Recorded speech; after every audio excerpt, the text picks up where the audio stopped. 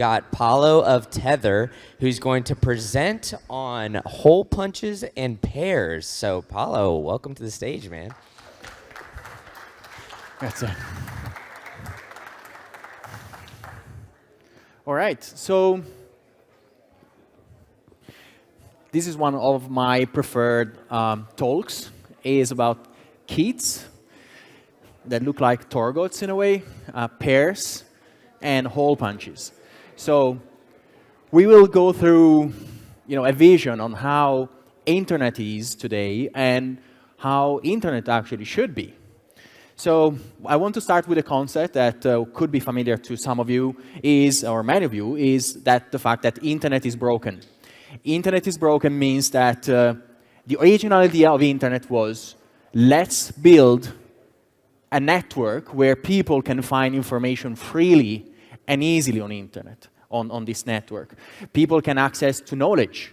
It is one of the most sacrosanct rights of people to access knowledge in a simple, fast way that is cross boundaries. So, different institutes, different universities, all collaborated to create this set of protocols that made internet possible. That happened, late 80s, early 90s. And then, with the more investment, the development of technology, and the understanding, especially some of you guys will remember the internet bubble was in the year 2000, that made clear that there was a ton of money to be made on internet. And so more and more companies, new companies were created, like Google, Amazon, Apple, Microsoft. All these companies started to realize that internet could give them an enormous power. So power to collect people information on a daily basis.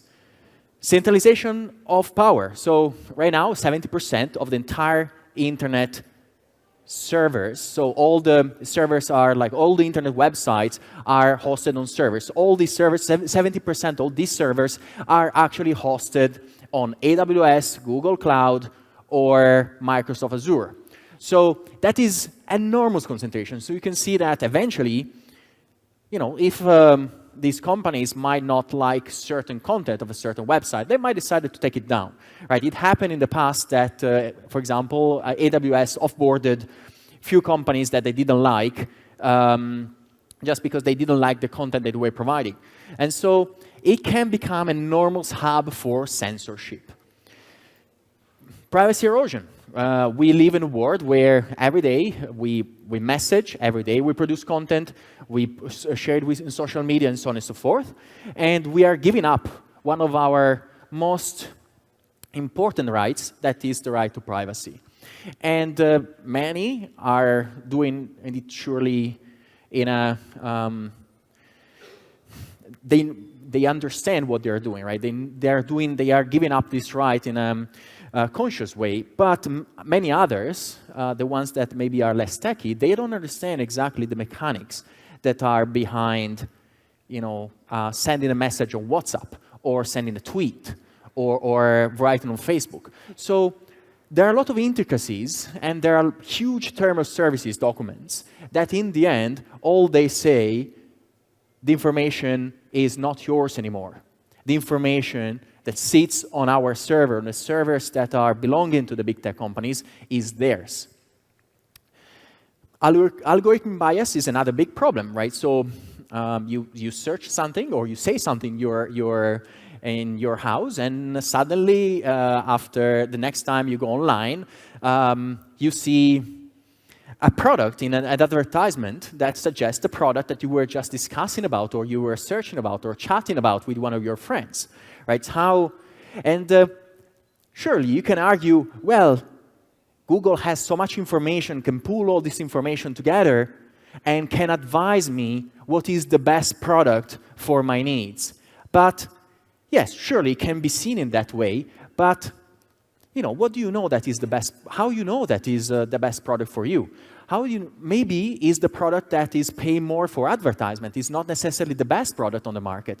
So all these algorithms are taking factors inside and are computing, a result that is not dependent only on objective parameters. It's dependent on subjective parameters that are decided by a centralized company. So all our lives, the internet advertisement is enormous business.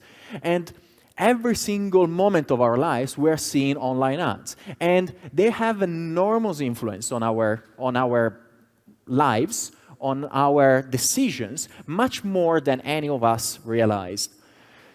It's almost a digital colonialism. So we are subject to companies that are owning more and more our lives.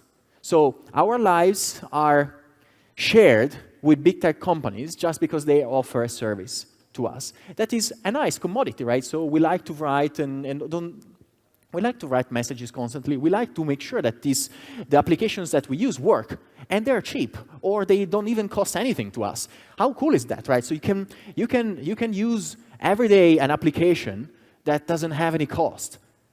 But actually, it has a cost. It has a hidden cost. The cost is your life, your privacy, your data, your family's data, your friends' data, and so on and so forth. So it's a needed cost that we don't understand, or we don't like to talk about it because we are feeling almost ashamed of the fact that we are giving the data to these companies, and yet we don't want to think about it because just the thought that we are giving that data away, our most intimate data, should make us puke. And yet we continue to give our data to these companies.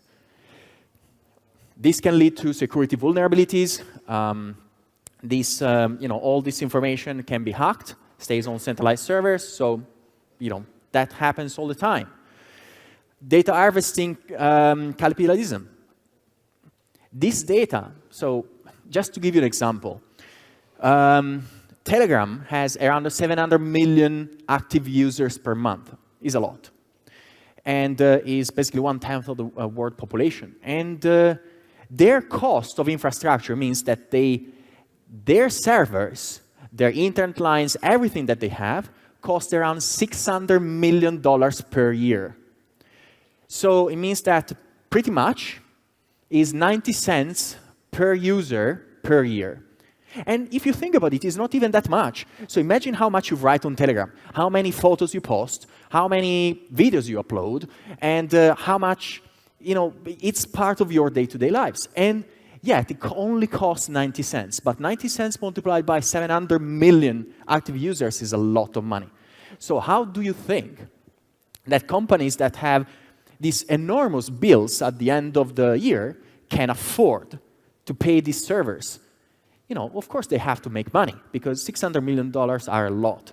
So they will start taking, they take your data, they sell your data. It was, you for sure remember Cambridge Analytica, how the data that was produced on Facebook was used to, control elections and change political views. You surely remember many other situations in which big tech companies have been fined for selling data, private data, without the knowledge of the legitimate owners of that data. And if you take any company or any idea, any guy that have an idea in this world that want to compete with these big tech companies, it's basically impossible, right? Imagine, would you do another Amazon? Would you build another Google today, or would you build another Gmail, right? It's basically impossible because in order to do that, you will need hundreds of millions of dollars of funding. So the entry barrier to compete and build better product, a more efficient product that don't steal people's data is enormous for everyone. So it's not happening because there is no incentive also for the companies that have that kind of money to give you that kind of money in order to beat them at their own game. So how we can fix this? Peer-to-peer to the rescue. I started this discussion explaining how internet was built for education, was built to allow people to search for knowledge. And internet was peer-to-peer. Was a set of computers, Everyone was hosting his information on his computer and was able to host his own website on his computer. And then over time, that changed. But the technology is still there. Many of you, or some of you, might recall that the first version of Skype was actually peer-to-peer, right? Skype was, I would say, a famous communication platform, but was initially peer-to-peer and then became centralized. Why? Most probably because if it was peer-to-peer, they could not make money out of it. They didn't have your data. So the peer-to-peer aspect was a limiting factor for the economical incentives of big tech company. So peer-to-peer means simply you have a phone, your friend has a phone, and they can connect to each other directly without passing through any central server. It's not magic. We have been taught by big tech companies that cloud is nice, is like this little thing, shiny, on top of our heads, is taking care of us, and so on and so forth. It's not true. They want to make us feeling that the clouds are protecting us. They are not. They are actually a way to take over our data. And so if you talk also to developers today and you tell them, well, you can develop a service that you can distribute your services, your website, they will never think about the fact that they can do it without having any server. They will always resort to using centralized infrastructure, servers on AWS, on Google Cloud, and so on and so forth. Because even developers are so used to think that the only way to serve content is through centralized infrastructures and servers, that the only thing that they know, the only toolkit that they use is centralized infrastructure. But we think that we can have peer-to-peer communication system, peer-to-peer infrastructures that don't need any central point of failure. They don't have any central point of failure. There should not be any compromise. You cannot have a peer-to-peer platform, a communication platform that have just a little bit of centralization. Either you are centralized or you're not. There is nothing in between. I know that this could sound like critical to one of the most beloved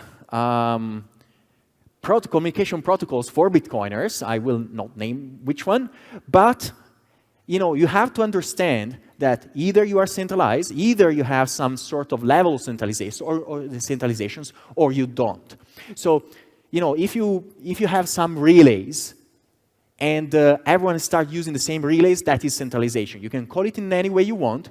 That is centralization. So, the only way is to ensure that the protocols that you build, the peer-to-peer protocols that you build, don't have a single point of failure. They don't need relays. Then you can add whatever other thing you want in the mix, but the basic protocols should work in the worst-case scenario, not in the best-case scenarios. So we want to put Pears is a word that I really like, in control. So we want to make sure that people have the same opportunities, the same access to data, independently from whom they are. And centralization should be completely removed out of the equation. And that is possible. We want to create a new model of web services, a model of web services that, again, web doesn't need central infrastructure. Browsers can work without central infrastructure. Browsers are a way to display information. The browser doesn't require you to access a specific server on a specific cloud. But I'm just talking to you, and you can think, well, it's obvious stuff, or not obvious stuff, but how you can actually prove it, right? Because we have seen in the past how good ideas on paper were not feasible practically. So last year I was here, and I was discussing about Keets as a peer-to-peer communication chat app. And we were super early, right? So we launched Keets, I think around August. It was mainly desktop. At the beginning of this year, we launched the first version, the alpha version of Keets on mobile. So just a couple of weeks ago, we launched the beta version of Keets mobile and Keets desktop. We learned a lot, right? We learned a lot in the last year. We learned how to build extremely complex patterns and make it extremely easy for people to use in building applications. We built a data structure. A data structure, just to keep it simple, is the system of an application, sort of almost a database where the information of your application is stored. And also, data structures allows devices to communicate to each other. So these data structures that we built are impressive. Right now, we are going to see it in a moment. We launched a Keets chat for El Salvador and has around 75, 78 people inside. And in Lugano, during the Plan B event, we had a chat for the Plan B event that had 400, 500 people inside. Well, think about it. For the first time in history, we were able to put in communication, in real-time communication, 500 people using a data structure, using an application, using a set of open source protocols that didn't have a single point of failure. That in the worst case scenario, even after an apocalypse, this system could still be working, just because you don't have any point of failure. And I like to call it the most complex exercise that have been done to date in a communication system. Because again, think about 500 people that could scale up to thousands and thousands of people, tens of thousands of people, without any bit fraction of centralization. So this is the type of research that the Holepunch team has done in the last months. Is really the most complex achievement that we could hope for.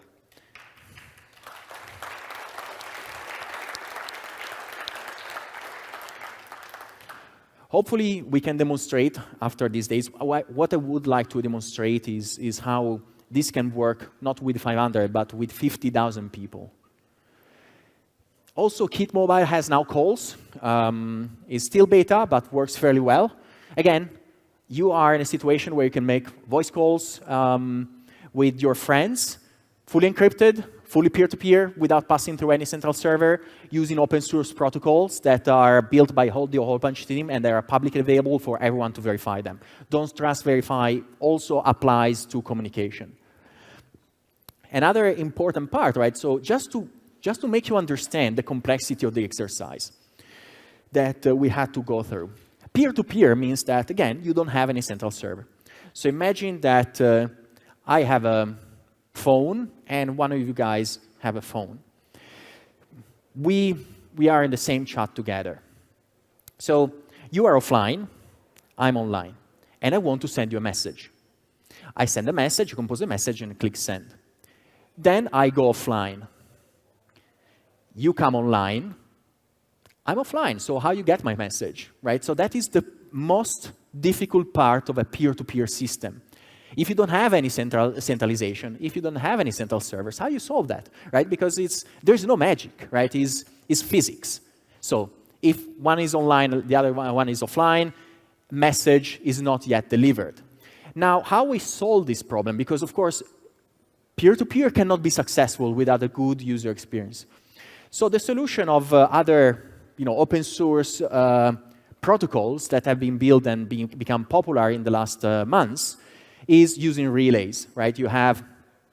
Someone can launch a relay, and you have fixed relays that pretty much everyone is using, so that data can be replicated and made available while you go offline. But that is not resilient enough, because in authoritarian countries, those relays can be taken down. Sure, you can spin up others, and so on and so forth, but it's becoming almost a race between an authoritarian government and people that want to put themselves at risk. So it will not work. So the only way to do that is actually thinking that when you have Kit in your hands, when you have a communication app in your hands, you have actually what is in your hands the most complete social graph that represents yourself and your life. Social graph means that you have friends listed as contacts, you have friends of friends, and so on and so forth. That is a social graph, right? So it is being said that within 6-7 hops or steps, you can know everyone on the face of the earth. So through your social graph, you have a list of your most close acquaintances, but also your friends of friends could be of value, of interest of you. But the way we use this concept of social graph is that you can use your friends to temporarily store the information while you're offline. Store it in an encrypted form that they will never be able to access your data. They will never be able to break that encryption. But you can use your friends, people that anyway you communicate with, to temporarily store that information. And so this is the most resilient communication system ever built, because instead of using centralized relays, you use the people you trust already with the information, with your information. When we are in society, when we are in a group of people, I say something to a friend anyway, and that friend can relate to other people, right? Can store that information, that words that I told him, and can, relay that information to others. Right? I would never, in the real life, I would never tell something to Google and wait for Google to tell to everyone else. Well, who the hell is Google, right? I would rely on my friends. And so this is blind mirroring, is a way to make sure that the system remains unstoppable. If you live in an authoritarian system, good luck in trying to find all my friends and friends of friends and friends of friends of friends and take them all down, because they might have just a bit, not all information, just a few bits of information that will be sparse across our network, my network of friends. And each one has a different network of friends. So how an authoritarian government can take down this system? They can't. Blind pairing, similar concept, but is a way to make people also finding each other when they are, or starting a chat. So there is the concept that when you don't know a person, you need to initiate the communication. And that is the concept of pairing. And the blind pair means that you can do that in a secure way using cryptography, also when people are online at different moments in times. So what's next? We think that with this technology, we can build peer-to-peer broadcast rooms. This is extremely important. How many of you guys know about Rumble? How many of you know that Rumble has been banned in France? So Rumble is an extremely popular platform to share videos and content. And was forced, the French government wanted them to take down some content, and they didn't want to do that. And so the ISPs in France, the internet service providers, completely obscured Rumble.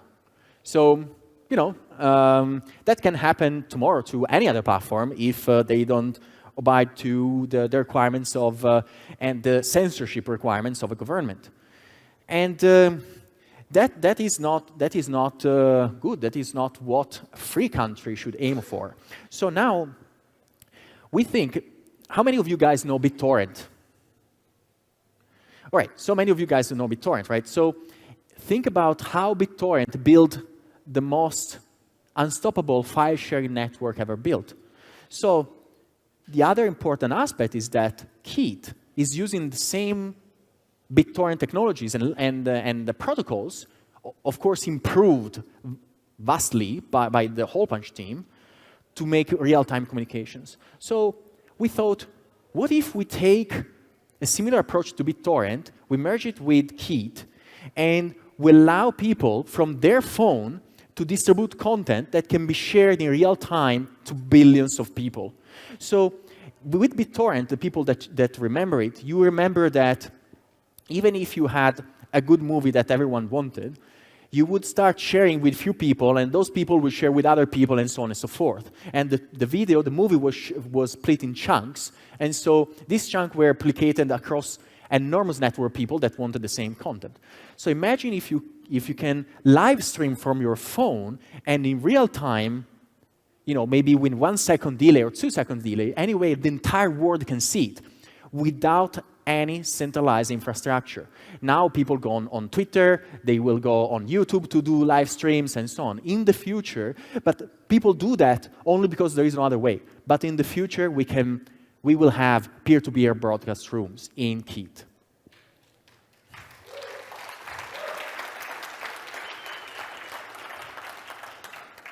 Same for podcasts. I think we are seeing how some guys were off-bordered by popular social media platforms because their content was. Some countries were not happy with their content. Stream from one device to 1 billion people without any infrastructure is the key line here. You can do live spaces, and one of the most cool things that we want to add in Keet is actually plugins. So you can build your own. You can interact with the Keet chat and build more complex behaviors. Like you can also build, add different types of reactions, different emoji sets. You can add way to onboard and offboard money into Keet. By the way, Keet, as we are going to see in a bit, will have a wallet. So we want to make sure that Keet will become the way for Bitcoin to onboard 1 billion people, because I'm sure that there is no way for any other company that is building a peer-to-peer chat has to spend hundreds of millions of dollars per year just to survive.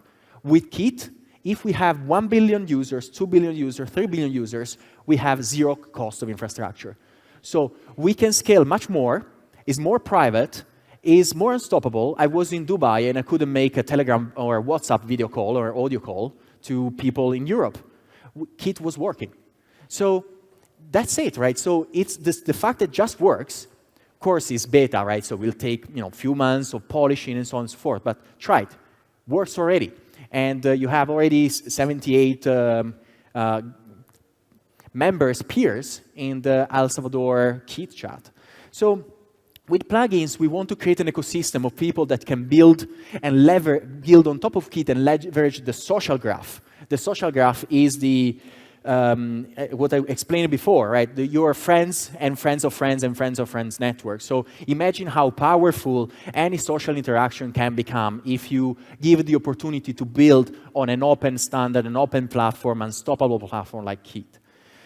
Lightning service provider integration. So we're in talk with Blockstream Greenlight, and of course, Tether tokens will be made available. We want to have one of the best non-custodial wallets inside Keet.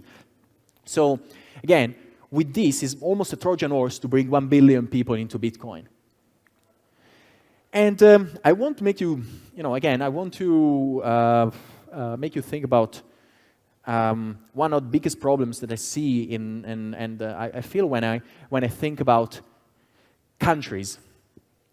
Think about El Salvador, right? We are all here, and now, if any one of you guys is sending a message to your chair neighbor, your message will go to a centralized data center just to reach 50 centimeters from you, right? The phone that sits on just nearby you, because they are centralized infrastructure. So it means that if you use, WhatsApp, Telegram, whatever, they have to send all your data through, thousands of kilometers far from here just to go back few centimeters from you. That you can see on the map, right? Is not scalable. And imagine how much governments are spending in infrastructure, right? So they are spending billions of dollars to make internet lines more powerful, just because every video call that we make have to travel thousands of miles just to reach your neighbor. And is also a statistic is that 90% of the people are talking mostly with people living in the same city, in the same area. So governments are spending billions and billions of dollars just to move data in a useless way across thousands of miles. So we want to introduce Keet for El Salvador. So we think that it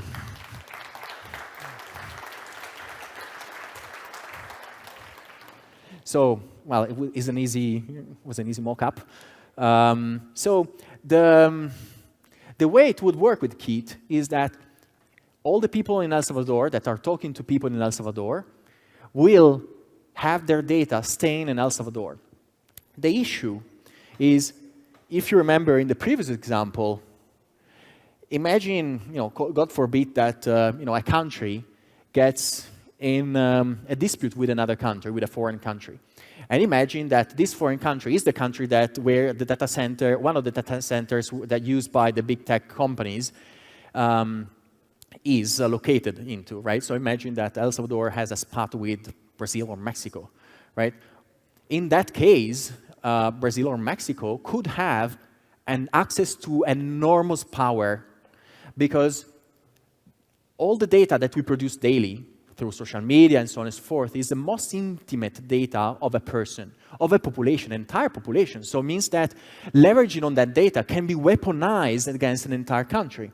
So in this case, with Keet, you don't have that problem, because data, first of all, is encrypted, is not stored on any central server, and stays most of the time within the country, because if you are in a chat and no one is outside the country, the data stays in the country. But also, if someone goes outside the country, the data is on his phone, is not in a data center owned by the country. So is a way to build resilient countries. Sure, I love the fact that El Salvador adopted Bitcoin. That is a way to be financially resilient to whatever will happen to other countries in the world. That's great. That is the most brilliant move that could be ever done.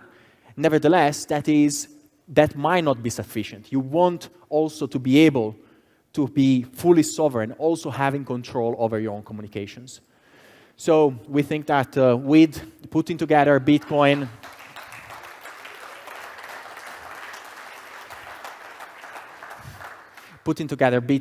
and tools like Keet and Holepunch, you can really achieve full sovereignty. And the biggest innovation has yet to come, because, of course, we built Keet, and for us was the way to prove that the system was working.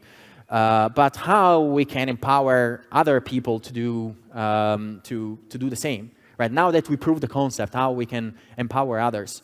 And so, next San Valentine Day, we are going to launch the Pair runtime.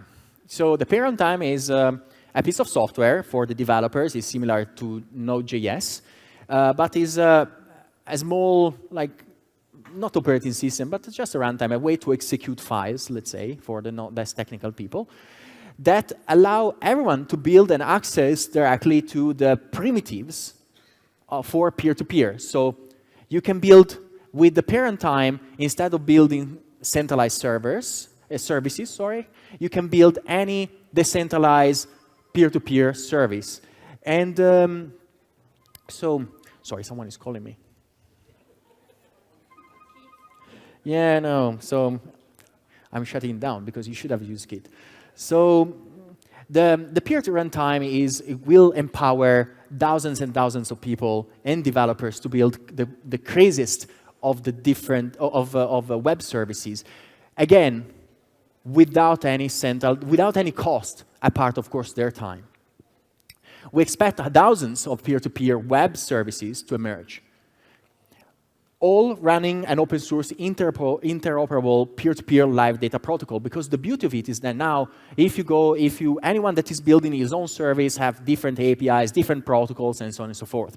But with Holepunch, everyone can use the same data structures. Everyone can use the same concept. So now you can build, I don't know, a peer-to-peer Uber that can dialogue with your Keets chat, and then can, use a peer-to-peer file sharing system, all sharing the same data across all these 3 different apps. And we want to present this ecosystem on Pears.com. So we have this domain, and it's super cool. And sometimes people ask me why the Pair, because being Italian. So the answer is that being Italian, you mistake the pronunciation of Pears, Pears, and whatever else. And so we think that everything is a pair or a peer, doesn't matter, is 2 cool words. And also we think that peers are a good antagonist to the apples, because apples are centralized.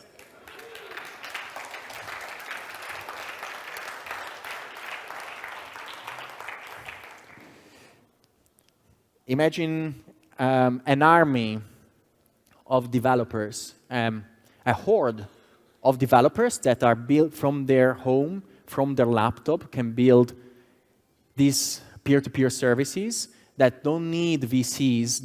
They will not need to beg VCs for money because they will not need to spend that money in infrastructure. So we think that this horde of web developers can take down an enormous amount of Web2 companies that are, continuously leveraging private people data. You are too kind. It's endless. The possibilities are endless here. You can build like peer-to-peer maps, marketplaces. Baby monitors is there. Like, it's actually quite interesting. Right now, imagine that you are going around your house, or you're going like anywhere else. You go for shopping, and you have a baby, and you want to have a baby monitor.